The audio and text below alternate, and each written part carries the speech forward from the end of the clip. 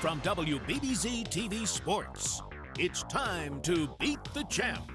Now, here are your hosts, Paul Peck and Sue Novoitsky. Hello, everyone, and welcome to Beat the Champ. We're in week 3 here in Niagara Falls at Rapids Bowling Center, and we have a little bit of a change. Paul is out on assignment. Janelle, we're going to welcome in Jim Rousseau. Tell them a little bit what's happened. So, Jim, lately it hasn't been an episode of Beat the Champ. It's been Beat the Chuck. Nobody can beat Chuck Jagodzinski, so we have to see if we can keep that going for him. Well, we've got a left-hander, Ryan Kress, who's going to come in and try and beat it, because right after that, if he doesn't, we're going to bring up the person who has the most wins right now with 29, and Chuck would end up with 30. So he would beat him, and then he would end up facing Mike Zarcone to try to get the record back. So we got a pretty good storyline here. Oh, absolutely, because we know that Chuck is very intent on getting to Mike and taking over that lead and those wins. So then we have Rocket Rob Piccoli after that, so it's going to be an interesting week. So join us here and keep an eye on what's going on, but we know what the match is going to be like. We have Ryan Kress on the left. We have Chuck Jagodzinski on the right. Chuck's elected to let Ryan start this match. It's his prerogative. He is the star of the show. Beat the Chuck, we're calling it. Well, this is going to be an uphill task, I think, for the young guy. Ryan being the left-hander, the left hasn't been bowled on that much, so he's in uncharted territory, I think, and there's a perfect example of getting the ball out a little bit too far and didn't come back for him. But well, absolutely. Tom Brady was the only left-hander to bowl on this condition today, and he qualified with a 780 score and had a whole lot of trouble today on this pair. So the lanes may be just a little bit different than they were in qualifying, huh? And we know it's not a perfect science. Not every lane lays out the exact same way. Not every pattern lays the same way. But the problem on the left seems to be very, very, very slick conditions. And they're having a real hard time getting it to the pocket, or they're just pulling it, and then it overhooks. And I'm noticing during the warm-ups, Ryan doesn't seem to have much of a backswing either. So he doesn't generate too much speed. So that might work in that might be to his advantage, right? And well, that break meant nothing to Chuck. He just started off where he left off. So if Chuck can win today, he will have turned in 30 wins on Beat the Champ. And that is going to exceed Mike Zarcone by 1 win. Well, it means a lot to Chuck, because to fill you in on the last 2 weeks, last 2 months rather, when he comes up, he gives me the stats on the whole thing. He tells me what his score was, what he had for the 3 games, how many scores, how many wins he is away from Mike. So he's thinking about this whole thing while it's going on. Well, we'll see if Ryan, the young buck, can put an end to this nonsense, if you want to call it nonsense. Well, the Kress brothers are kind of new to the show, but there's been one of them on almost every single month for probably about the last 4 or 5 months. The 2 brothers are very competitive, and their dad comes out every week and watches them bowl. We almost have one on every month. Great shot. There he goes. Yeah, I like the fact that he's toned down his speed. I don't know whether he did that on purpose, because I'm not familiar with him, but from what I see, normally if you want to get a little more speed into your game, you're going to increase your backswing. And if you can see, he has kind of a short backswing, which seems to be helping him right now, because the ball is moving into the pocket pretty good. It's funny that you mentioned speed, though, because even on the right-hand side, we've noticed that as Chuck is on the show as regularly as he is, he's very quick to get up and bowl. And it's not been that way today. He's definitely tried to slow himself down. And the dreaded 2-pin. So that time he might have been a little too slow, or he tugged it. Yeah, I was trying to tell Paul as we were going on that the one thing with the modified house shot, or more of a sport pattern, is you're not going to be allowed to get away with as much. And You know that. And when we bowled at your house, you decided to put out a little tougher of a pattern too, and you just don't get all the mistakes that you can normally get away with on a typical pattern. No margin of error, or little margin of error.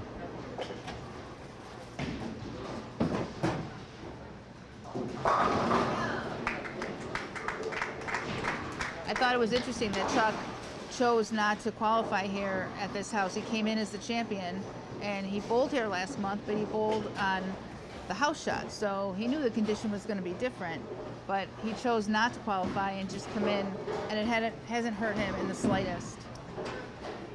And the 4-9.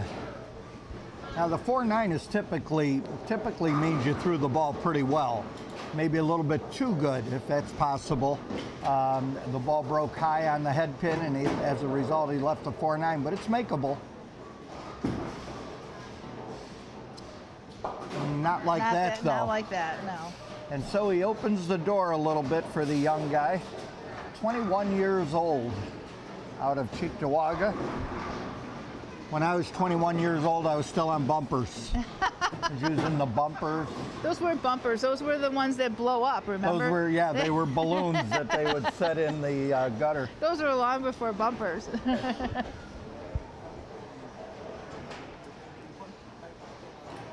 There's the shot to see if he can get back in it.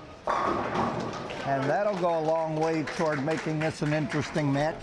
This feels like a good time to take a short break. We'll be right back with more action on Beat the Champ. Instant replay on Beat the Champ is brought to you by Transit Lanes and Keglers. Join us for bowling, food, and drinks. Welcome back to Beat the Champ. Let's get back to the action here on WBBZ-TV.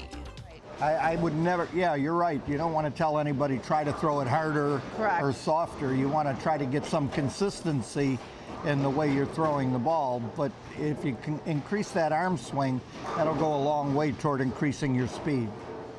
Absolutely. And if, you know, I've bowled a lot of years with Liz Johnson, and Liz Johnson has always used those subtle techniques to stay in the same place. Because that's another thing, if you can manipulate your ball speed in any way, you don't have to move as much on the lane. You can create it in the same area you're in with the same ball in your hand and make it work a lot longer than starting to change your ball reaction by moving around. And it comes into play particularly on your spares, because then you're not hooking away from a spare if you can get the speed up to where you're throwing the ball right to the target that you're looking at. Right, for those of us not comfortable, like I have a spare ball, I have a plastic ball for my spares, but only my 10-pin. So the other ones, you're right, you have to throw it harder, you don't want it to hook away or miss to the right. Yes, absolutely. Ryan's got to deal with a 7-pin, which typically is a little tough for left-handers, but not for this one. I like Ryan's game. It's pretty simple right now. He's not trying to do a whole lot, which might be working in his benefit, to his benefit.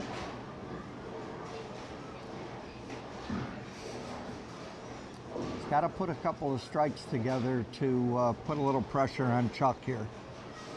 Yep, right now Chuck found his groove a little bit. He's come back from that open frame. There we go. Trip the 6-pin and put a little foundation there. Maybe he can string a couple now. Yep, well, strike here will put Chuck ahead in the match. This is where he's comfortable. We've been talking about, well, obviously you weren't here, but it just seemed like one of those months where when Chuck would start to falter and it would look like he was falling behind, something would happen to the other bowler and they'd make a mistake or miss a spare or do something very untimely or even different than like what had been going on the entire time. So he seems to have a little rabbit foot in his pocket today as well. And he makes the spare. Well, I don't know if that's so much a rabbit's foot as to whether that comes into the mental part of the other opponent, because the other opponent might be thinking, well, now I have an opportunity to go ahead, and puts a little more pressure on himself. So instead of thinking about his shot, he's thinking more about the situation at hand and doesn't perform the way he should. Right. You know? I mean, don't you think one of the tricks of this game is to sort of clear your mind and get all of those thoughts out of there.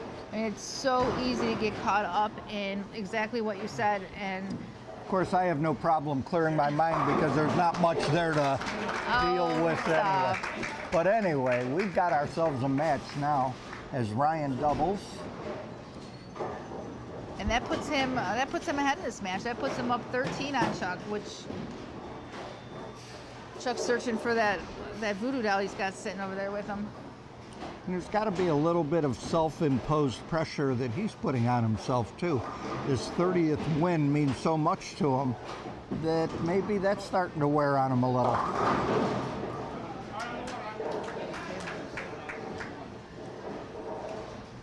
I haven't figured out Chuck's mental game yet, because judging by the stuff that he talks about, it seems like there's a whole lot swirling around up there. And yet, for some reason, it doesn't translate at all into holding him back on the lanes. People keep asking me, you know, did you ever see Chuck face plant? Not yet, but I'm guessing one of these days it's going to happen. We had a foul, I guess, earlier. He went over the foul line, but yes. As far as falling over, it just appears like he's going to. He's never actually done it. Right. One thing you say about Chuck is he repeats. You know what's important? If he does the same thing and he does it every time the same way, it doesn't affect him. And there's a double. So now we're flip-flopping back. Another strike here puts Chuck back in the lead again, so yeah. It's back and forth. And you know, our top qualifier in the round of 24 wins that TV from Dirt Cheap TV. Where is that Dirt Cheap TV? You know, that's right across the street from, what is it? I forgot. Trader Joe's. Yeah, Trader Joe's, right across the street from Trader Joe's on Niagara Falls Boulevard in Amherst.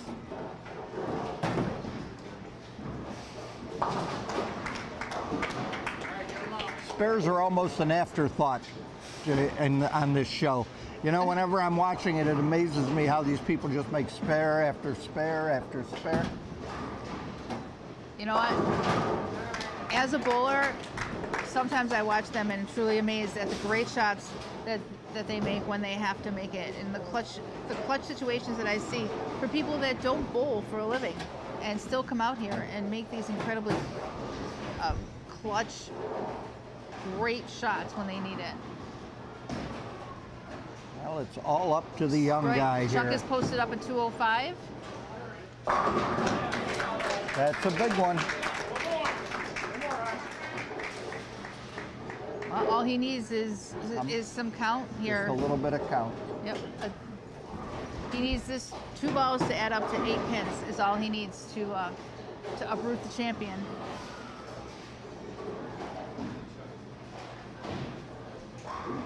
Very impressive performance by this young man today.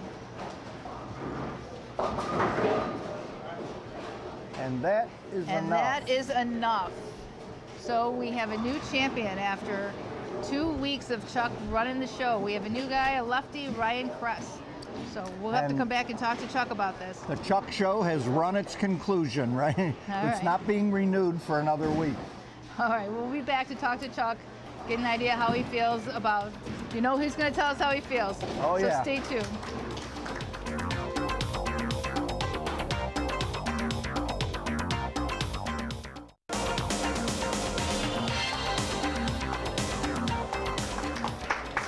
Well, the Beat the Chuck show has finally come to a conclusion, but what a great show you put on for us. Tell us a little bit what happened in this match. Well, you know, there's 10 games on the right-hand side and 2 games on the left-hand side, so I don't know how I beat Tom Brady because he should have killed me, and that side's just so fresh and mine's not. If I miss either way, I miss a week 10, then I go just a pinch slower for 9. So what can I do? Well, listen, you're a star of the show, and we're going to see you again, I'm sure, soon. And you're running off now to bowl another tournament, aren't you? Yep, a team tournament with Fran and Bradford at Billy Lane's. So you need to get there anyhow, and so I'm not going to hold you up, but I'm going to give you some money for your tolls on the way. But it was a great show, and we really enjoyed watching you bowl, and I'm sure we'll see you soon. Okay, thank you. All right. Okay, we're off to start our second match here at Rapids Bowling Center, and a new champion. We'll see how it goes. Stay tuned.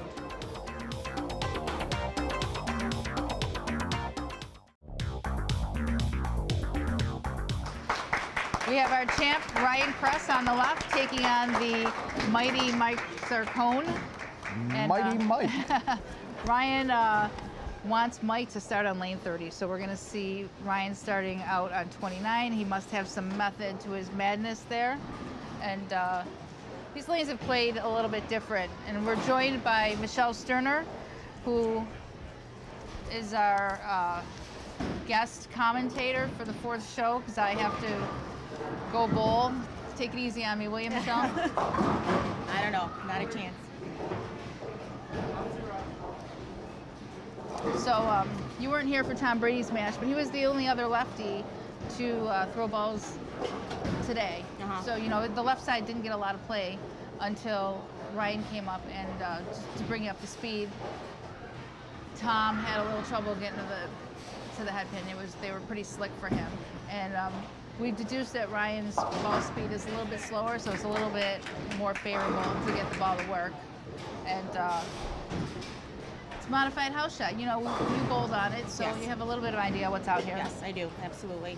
And he is definitely firmer than Chuck Jagodzinski. Chuck and Mike both have 29 wins going into this match. Very nice. Chuck couldn't get the 30th, and Mike is going to try to do his best to get 30. See if the kid can take him down. See, I don't know what Mike's thinking, but I do know what Chuck's thinking. And Chuck was very intent on getting to that number. And unfortunately, he fell short by, you know, they're tied now. So 2 pins. But, yeah. Well, I'm sure he'll be on more shows.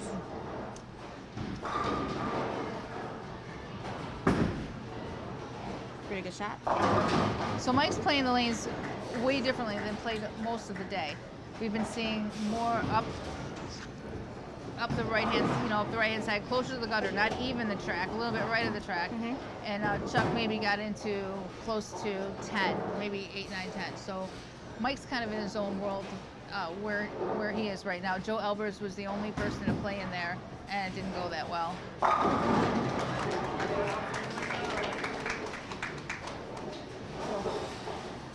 Ryan hanging right in there. Yeah, but Ryan seems impervious to the mental stuff that's been going on since we have been here this whole month. Because Chuck is just, there's something about Chuck that is intimidating without him being necessarily intimidating.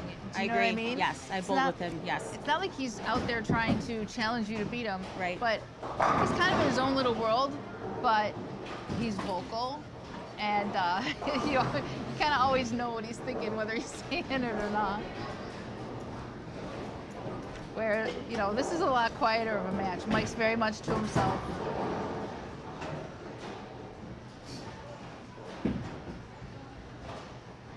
And that one hooked away a little bit. Seemed like he kind of let up a little bit on his speed on that one, and that kind of took off on him. So this is the first instance where that lack of speed, lack of speed kind of hurt him. Yeah, that's a tough thing to do against the likes of Mike Zarcone, I'll tell you that. Okay, a little light. So, as the 7-pin is to the lefty, so is the 10 to the righty. So we'll see if Mike can handle this. It's our favorite pin. I'll tell you, I'm watching these lanes play, and I'm already getting nervous about the 4th week. Oh, yeah. It's a good thing I'm here. Well, it's a good thing that you're watching this, because next week you'll be able to get out there and show us exactly what a bowler needs to do to succeed on any shot that they can possibly put out there. Because that's how good you are. Oh, absolutely.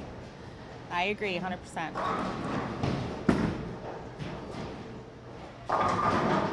Nice shot. Great shot. So, when Paul and I were talking about it, we were talking a little bit about when you bowl an opponent, and do you do anything or change anything or kind of react to them?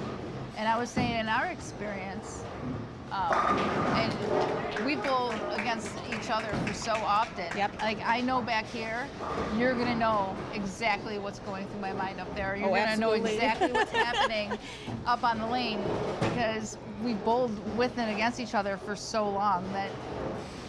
All of these girls, though. We bowled with all of these girls Right. for so many years. That's why we have Michelle here for that show, because Just I have say- no idea what's going through a woman's mind. Ever. Oh, wow. And Ryan needed that double just to keep things on an even keel after he missed that 7-10.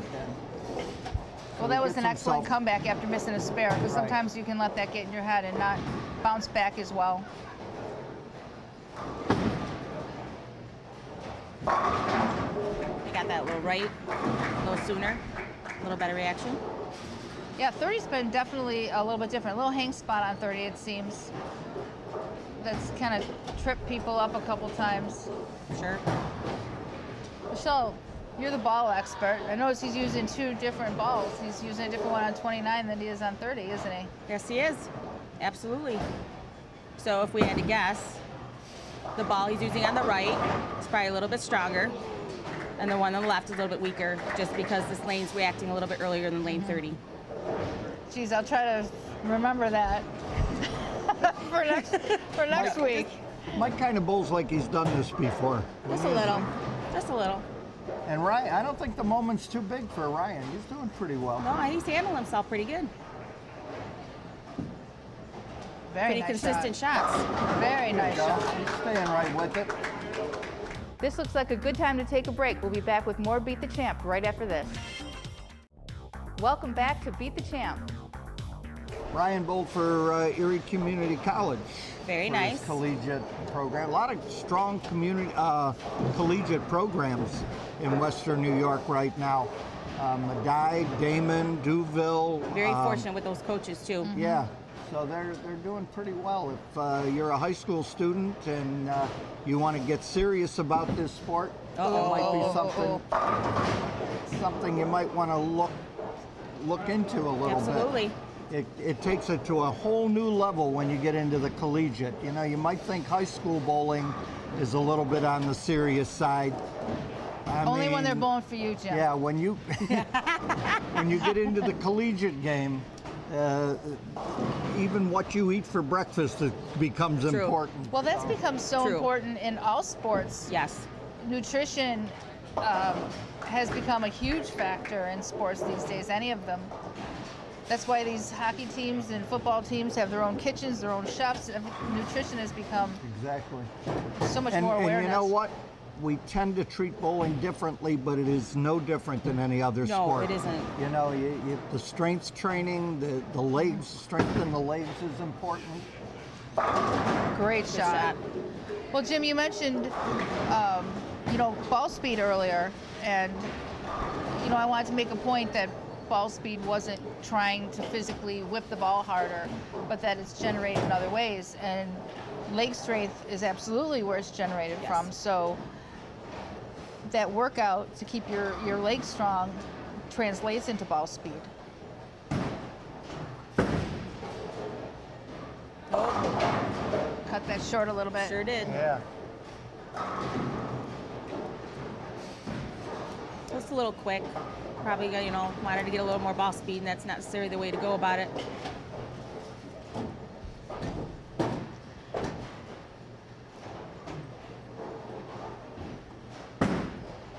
Good cover.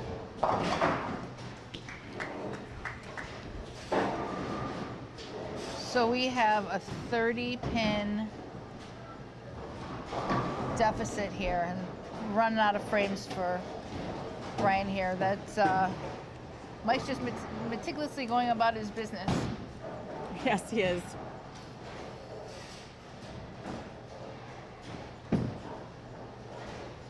That was a nice shot. Nice shot. He didn't like it, but it looks good up on that score Sure screen. does. Nothing not to like about that shot. Nope. He might not like it. We did. We were talking about fitness and nutrition. When I look at, and I don't know if you've watched any of the senior events, so to speak, like Pete Weber, Amleto, those guys, to watch them bowl, like if you're just watching them bowl from behind, it's like time stood still for these guys. Absolutely. They throw it exactly the same. They've kept themselves so fit. It's crazy. It's pretty awesome. Very impressive. If it weren't for a few gray hairs, you wouldn't even know time had passed. I agree. One of the guys that really made that one of his priorities was Tommy Baker. Yes, he did. Tommy was a workout He was before freak. his time, Yes. right? And he passed that on to Lindsay, Yep. who is now Lindsay Boomershine. Yep. Wow, great. A lot of the women on tour, though, they are very stickler about regimen and working out and the way to eat. It's not like it used to be. Right. It is very serious, absolutely. Right.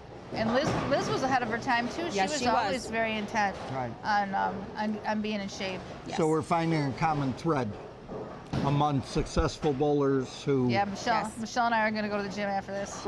Yes, we're inspired now. We're inspired. Well, you won't be seeing me there. We're going to make our comeback. Mike Zarcone just rolling along. What do we got here? Okay. Mark? He's on lane 29, but this looks like it's going to be win number 30. It's going to be. And that'll be He the is most going to be wins. the first to number 30 if he hits any pins at all. Oh, Looks like. looks good. Yeah. Poor Chucky. right. Next time. Next time, Mike has come out and done his business, and he is our winner. So, after all of those wins from one person, we're now going to have the rotating champion. Ryan is a one and done, but he was really Performed hanging well. in there. He has nothing to be ashamed of, that's for sure. No, so Performed well. we're going to talk to Ryan, and we'll be back after this.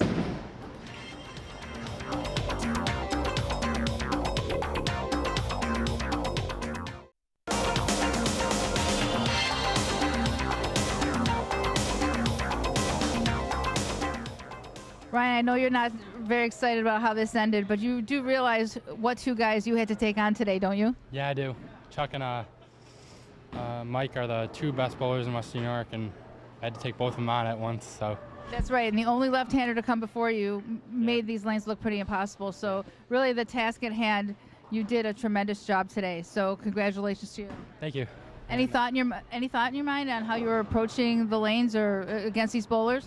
Not really. I just threw my normal shot pretty much. Just had to make sure I threw good shots, and then wherever I lead, made sure I picked it up. And Well, you did a great job of that, and you made some pretty awesome shots when you had to. And I'll tell you, sitting back there, I was very impressed with you. yep, and I finally beat Chuck, so that's good. Absolutely, you're the man. Yep. So this is for you, and I'm sure we're going to see you again soon, aren't we? Thank you. Yep. I'll be probably trying out next month at Central. So. Okay, well, it's been fun having you and your brother on here every single month. And we'll be back to the bowling after this. Keep on tuning in.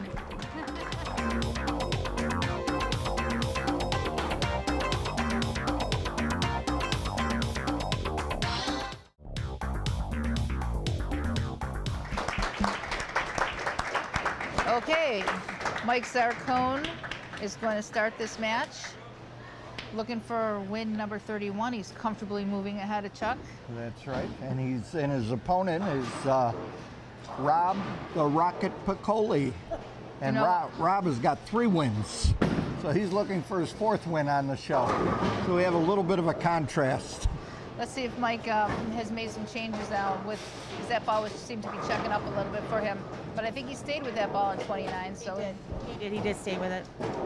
And it looks like in practice, Rob was a little more right than Mike. He's definitely right, not little. Well, one of Rob's strong points, and maybe sometimes it can actually be a weakness for him too, is he's got tremendous ball speed, which is where he gets the nickname Rocket. So for him, working on slowing down his ball speed, letting the ball work, is his challenge. And I know it's something that he's been working on lately. And on this, I think it would come in handy. Yep. That last ball that he threw was right around 17. In contrast, Mike was at about 14. So a little bit of difference in ball speed. And I can tell you, 17 for Rob is very slow. I've seen him way into the 20s.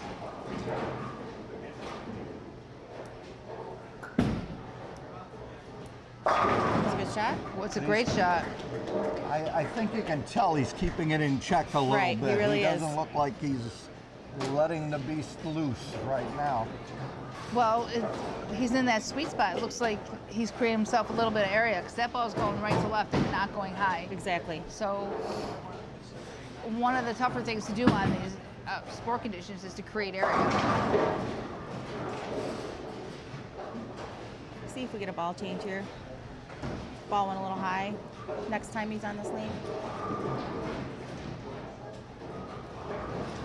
He liked it. Because that lane is...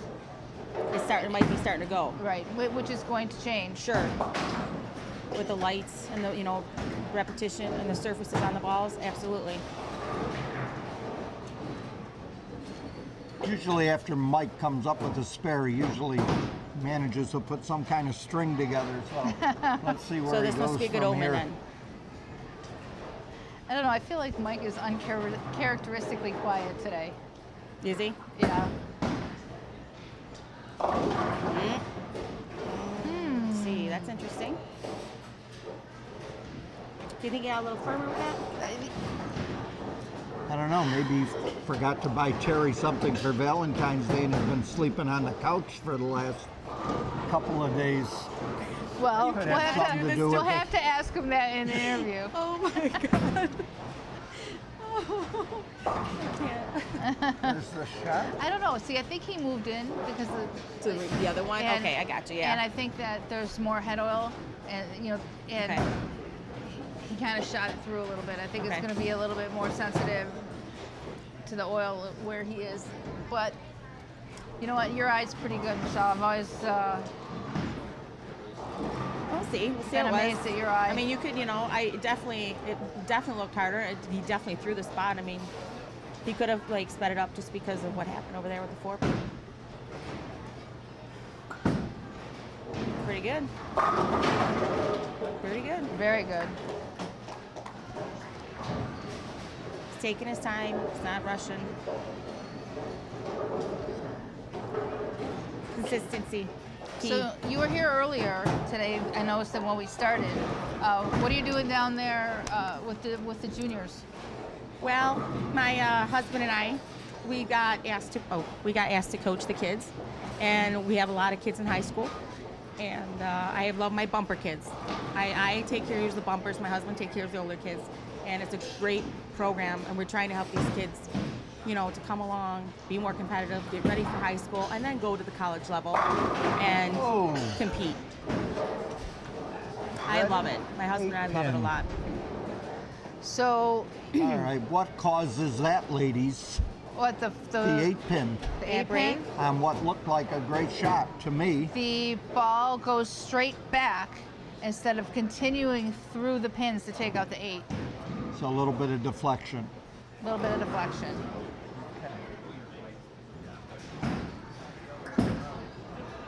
Good spare? I've been studying up on the sport of bowling there, Jim. Have you? Yep. Oh, that's good. Do you know when the first bowling ball, the first rubber ball came out? Well, that was on the Flintstones, right? Didn't you get one for your birthday? Yabba dabba doo. That was.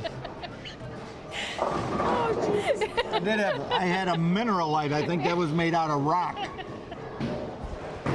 It wasn't rubber. The answer is 1905. Right. Oh my God. I can't. Okay, when was the first rubber ball made? It came out in 1905. Oh, you did say that. Oh. There's a scoring mistake up Yes, there. there is. Well, that she's got the score, right?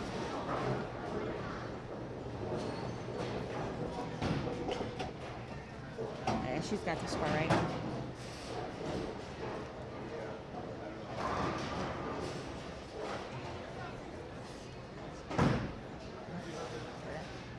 So anyways, it came out in 1905, and then the next type of ball, which There you was go. the polyester ball, the plastic ball, didn't come out to the 70s.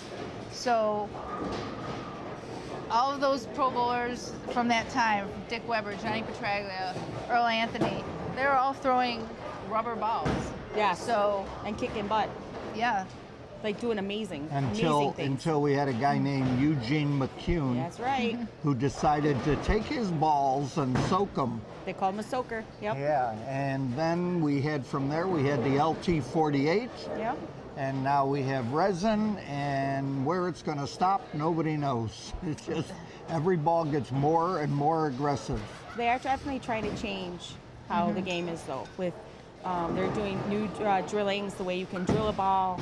You can't. It's not. They're not allowed extra weight holes. So they're trying to definitely even out the game, even though the equipment's going to keep, coming along. They're definitely trying to even out the game. And that was another good shot. I always have a conversation with people, and they tend to blame the scores on the bowling proprietors setting up the lanes for higher scores. And I keep trying to tell people that ever since 1974, Rob just got that one. The action will continue on Beat the Champ in just a minute. Instant replay on Beat the Champ is brought to you by Transit Lanes and Keglers. Join us for bowling, food, and drinks. Welcome back to Beat the Champ. And as we said before, when he has a couple of spares or an open, he tends to put some strikes together. And that's exactly what happened. So Rob is going to have to get back on his string here. Keep him at bay. Yep, 23 pins separating the two. Both on strikes. He hasn't missed the pocket. Those were two great shots. Just, a couple bad breaks. Oh, and now a 9-pin. So he left the 8 earlier and the 9. So if the 8 was because the ball deflected, why would he have left the 9, Sue? The 9 is because it's driving too hard. And at the angle that it's coming in. So the poor guy can't win. No. Sometimes. You're saying that one ball deflected, the other ball drove too hard. Well, you're creating angles out there now, and that's the thing. So the angle of entry into the pocket was so strong that it missed hitting the 9-pin. Right, just caught it. It's still a good shot. Doesn't mean it's not a good shot. It's just angle into the pocket is so crucial now. I'm just sitting here playing devil's advocate. I know all these answers. Back in 1905, when I got my first rubber ball, I would lift and turn that thing. I knew exactly what was going on. I just want to make sure that the viewing audience understands what's happening. I don't want them to think Rob is doing anything wrong. You tend not to make an adjustment off a 9-pin. No, you don't. Really, or 8 pins. Or 8 pin, especially an 8-pin. Right. 9-pin And sometimes. would I be right in saying if the ball's a little stronger, we would then end up seeing the 4-9?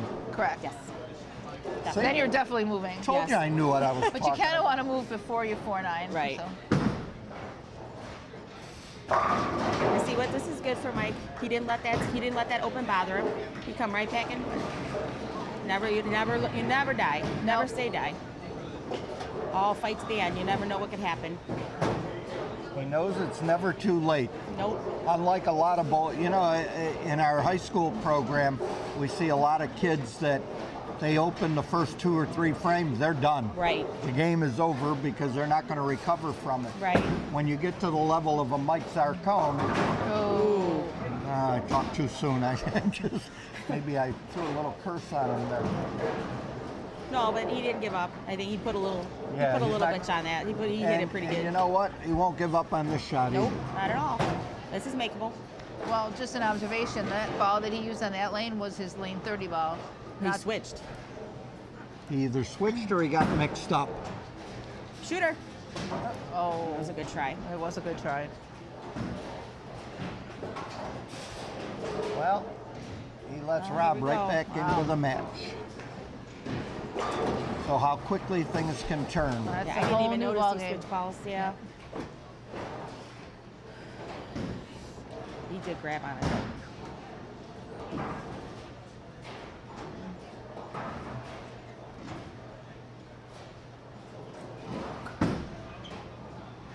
Uh-oh. You had to say it, didn't you? Did you really? We'll have to go back and look at the tape. I don't think I said. They're gonna edit that right out and make it. Oh, I think so. because they're going to come back and look at but you. what a genius observation that was, wasn't it? Wasn't that it? The Yes, 4-9 it is was. next. Yes, it was. Yeah, thank you. Aye, aye. And that's a makeable spare too, by Absolutely. the way. If you go after the 7-pin and you can hit that 4-pin on the left side, you got a pretty good shot at making it. Absolutely. Okay, well, we have an 8-pin match here.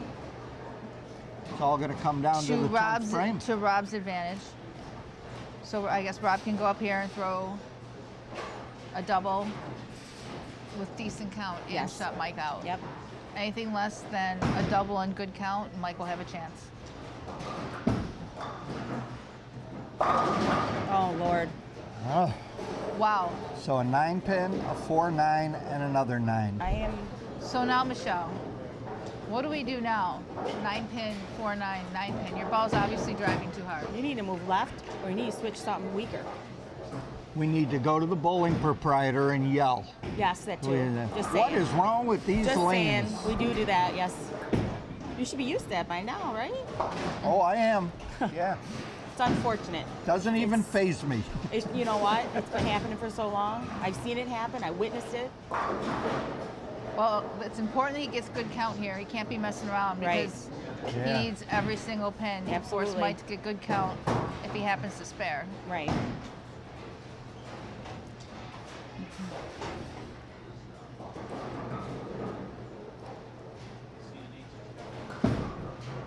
And He moved it in a little bit. Yeah. That was definitely what had to happen. Great game.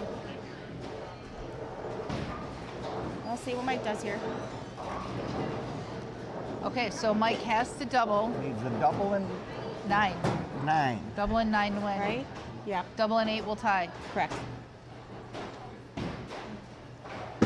First one. There's one. That's a good shot. Great shot. It still never ceases to amaze me how, on a regular basis, these guys get up and make these shots when they have to. And it's not that they bowl for a living. It's not like they're in these situations all the time. But more often than not, they go up and they make a great shot when they have to. Absolutely. You become, after a while, you become immune to the pressure, don't you? You've been in that situation so many times that. Nice shot. I don't know about Great you. shot. I just think handle it differently. We are in a very competitive area. We have a lot of really good bowlers. So everybody knows how to step up to the plate. And this is, we've been forced to. And it makes it definitely easier. Yeah, that's exactly what I meant. And some people channel it differently than others. Yes. The great bowlers are able to channel it in a motivational way, where the Here he goes. not so great bowlers get nervous. That's enough. Just 205. enough. So a 2 Mike out of Zarcone 5. wins another. We'll be back to talk to everyone in just a second.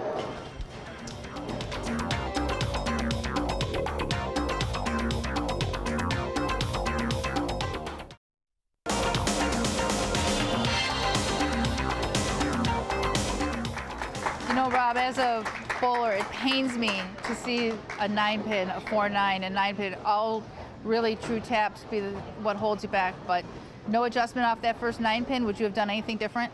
No, not at all. Every ball was pure right through the pocket. Nice motion through there, so just got a couple bad breaks. Yeah, it's really one of those things, right? There's nothing much you can do about it. We were talking about it back there. You really don't make an adjustment off a great shot, right? No, not unless you see the ball like really going off the friction pretty hard, but the ball was pretty smooth. Well, it was great bowling today.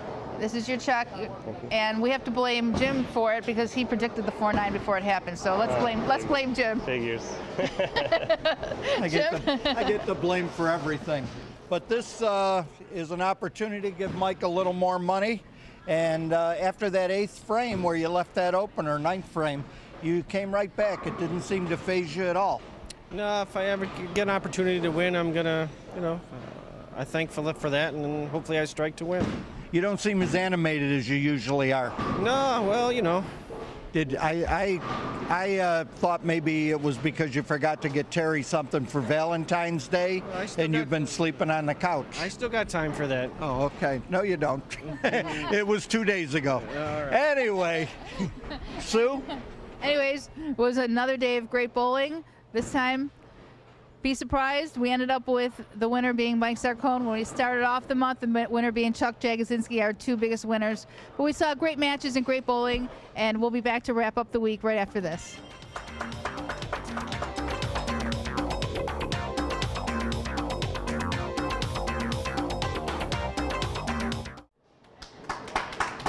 Well, we had a great 3 weeks here at Rapids Bowling Center. We started off with one of our winningest guys, and we finished off with the other winningest guy, so there you have it. But next week, we're going to do something different. Finally, a tournament for the ladies, and I'm going to be on the lanes representing. So Paul's on assignment. We're going to have Janelle, of course. We're going to have Jim, and we're going to have Michelle here taking over my job to critique V-bowling. Oh, and I still can't wait. You need to tune in. You need to tune in because who knows my game better than this girl? Nobody. So it's going to be a lot of fun. Tune in next week and watch 4 girls take each other on to get one women's champion for the Rapids Bowling Center Challenge. See you next week.